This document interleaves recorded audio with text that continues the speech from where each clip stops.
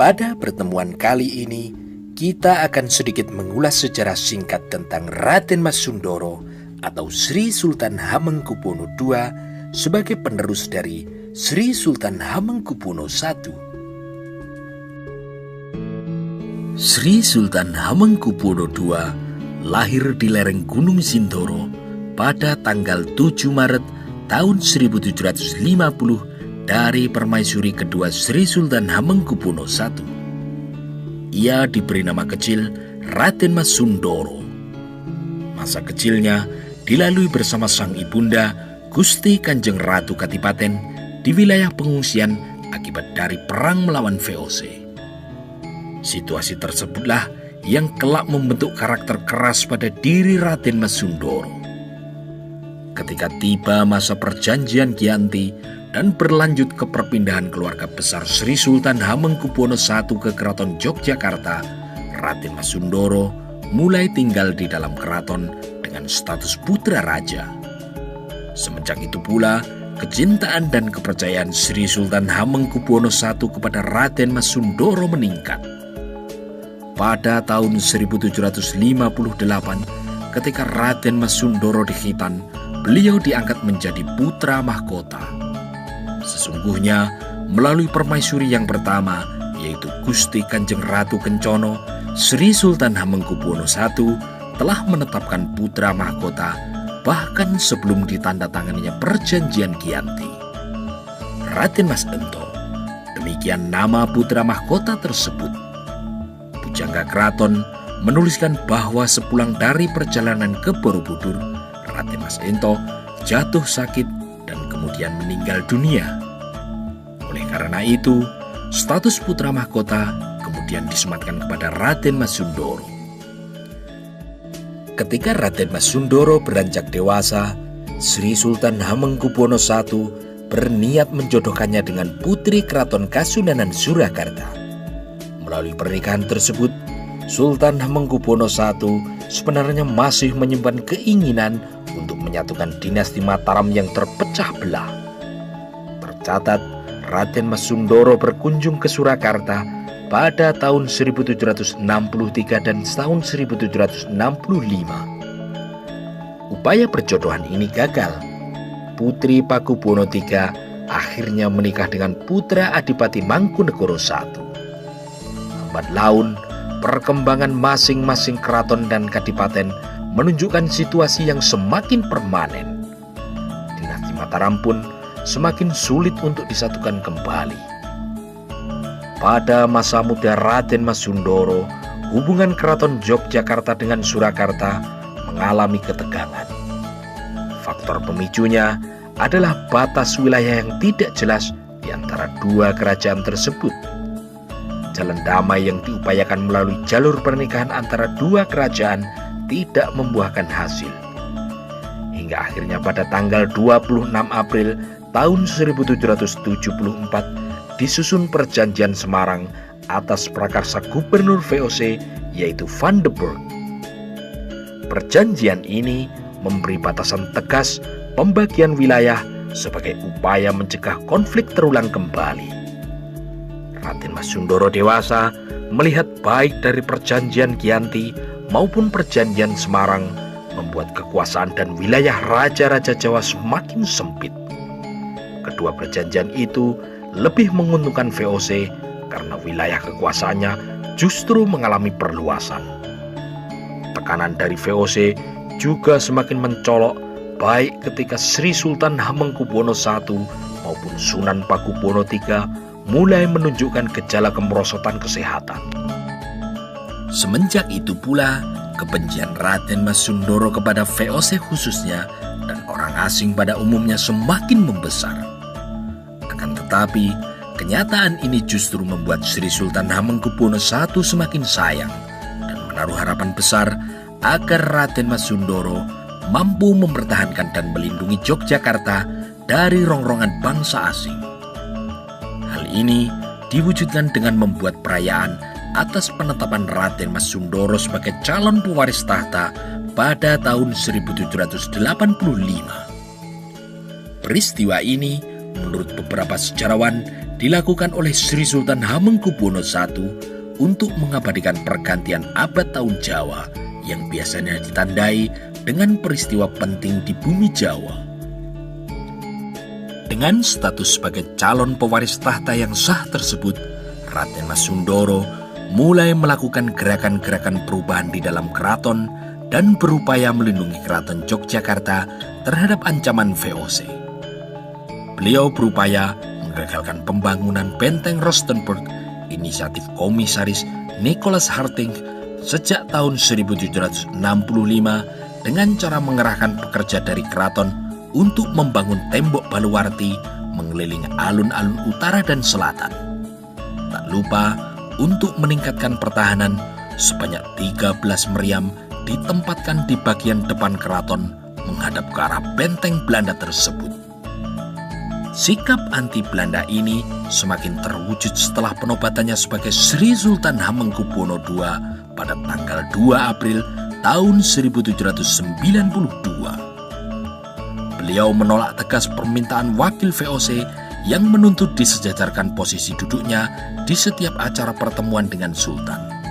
Selain itu, tanpa melibatkan VOC, Sri Sultan Hamengkubuwono II menunjuk sendiri patihnya untuk menggantikan Danurjo I yang meninggal dunia pada bulan Agustus tahun 1799. Terjadi banyak peristiwa penting pada periode awal abad ke-19. Sebagai sebuah perusahaan dagang, VOC bangkrut dan oleh karena itu dibubarkan oleh pemerintah Belanda. Pada saat yang hampir bersamaan, kerajaan Belanda jatuh ke tangan Napoleon dari Prancis. Bekas wilayah yang dikuasai VOC kemudian dikendalikan di bawah pemerintahan kolonial. Menandai perubahan tersebut, pada tanggal 14 Januari tahun 1808, Herman William Daendels menjadi Gubernur Jenderal Hindia Belanda di bawah kendali Perancis, menggantikan posisi pimpinan sebelumnya yang dipegang oleh Albertus Henricus Wyss.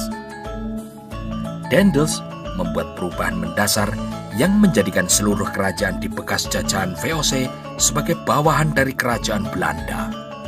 Oleh karena itu, ia mengharuskan Raja Jawa tunduk kepada Raja Belanda. Daendels juga mengeluarkan aturan bahwa hak pengelolaan hutan harus berada di bawah pemerintahan kolonial.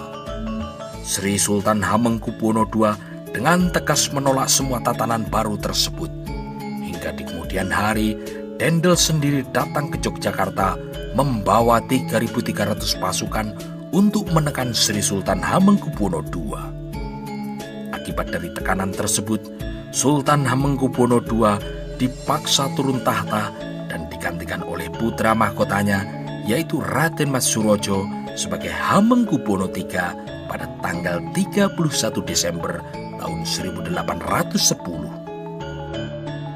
Hamengkubuwono III diharuskan menandatangani kontrak dengan Belanda dengan syarat-syarat yang memberatkan. Namun perjanjian yang ditandatangani pada bulan Januari tahun 1811 ini tidak sempat dilaksanakan karena Inggris datang dan memukul mundur Belanda.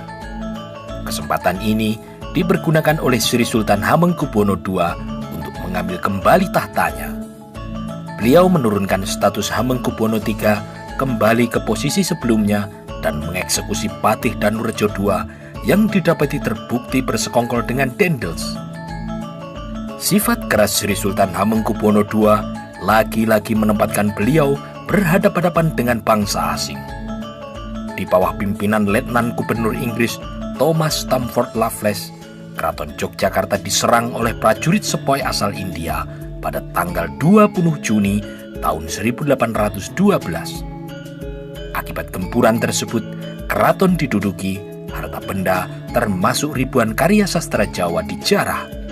Sri Sultan Hamengkubuwono II ditangkap dan kemudian diasingkan ke Pulau Pinang hingga tahun 1815. Kembalinya Sri Sultan Hamengkubuwono II dari pengasingan ke Pulau Jawa pada tahun 1815 tidaklah lama. Setelah penyerahan kembali jajahan Belanda oleh Inggris pada tanggal 9 Agustus tahun 1816, Belanda segera membahas posisi Sri Sultan Hamengkubuwono II yang dianggap sebagai ancaman besar. Maka pada tanggal 10 Januari tahun 1817, Sri Sultan Hamengkubuwono II dibuang lagi ke Ambon. Sementara selama kurun waktu tersebut berlangsung, di Yogyakarta sedang dilanda kondisi tidak menentu. Sri Sultan Hamengkubuwono III meninggal, kemudian digantikan oleh putranya sebagai Sri Sultan Hamengkubuwono IV. Tidak bertahta cukup lama, Sri Sultan Hamengkubuwono IV meninggal dan kemudian digantikan oleh putranya yang masih belia sebagai Sri Sultan Hamengkubuwono V. Saat itulah kemudian menyusul perlawanan terbesar sepanjang sejarah pemerintahan kolonial Belanda yang dipimpin oleh Pangeran Diponegoro. Posisi Sri Sultan Hamengkubuwono II yang kemudian disebut sebagai Sultan Sepuh dipahami oleh Belanda bahwa selain menjadi ancaman, juga bisa menjadi penengah karena didengarkan oleh semua kalangan bangsawan di istana. Maka diputuskan untuk memulangkan kembali Sri Sultan Hamengkubuwono II ke Yogyakarta dan mengangkat kembali sebagai Sultan untuk yang ketiga kalinya pada tanggal 20 September tahun 1826. Pada periode kepemimpinannya yang ketiga ini, usia senja membuat kesehatan Sri Sultan Hamengkubuwono II menurun drastis. Pada tanggal 3 Januari tahun 1828, Sri Sultan Hamengkubuwono II mangkat karena sakit. Beliau dimakamkan di Kota Gede karena pada saat itu sedang berkecamuk Perang Jawa sehingga tidak memungkinkan untuk diadakan prosesi hingga makam raja-raja di Imogiri.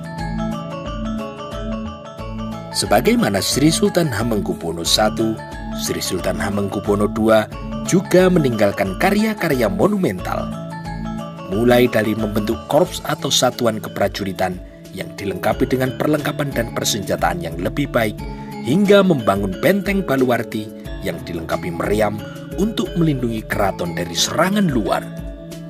Di bidang sastra, beliau mewariskan karya-karya heroik yang berbau pertahanan dan militer, seperti Babad Nitik Ngayogja dan Babad Mangkubumi.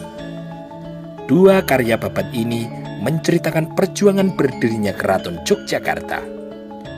Juga karya sastra yang bersifat fiksi, diantaranya Serat Baron Sekander dan Serat Suryorojo. Yang terakhir merupakan karya pustaka yang dijadikan pusaka bagi Keraton Yogyakarta.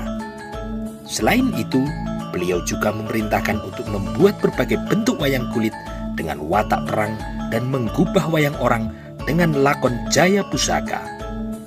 Tokoh utama dalam lakon tersebut adalah Bima yang begitu tepat menggambarkan watak jujur, keras, dan juga tegas dari Sri Sultan Hamengkubuwono II.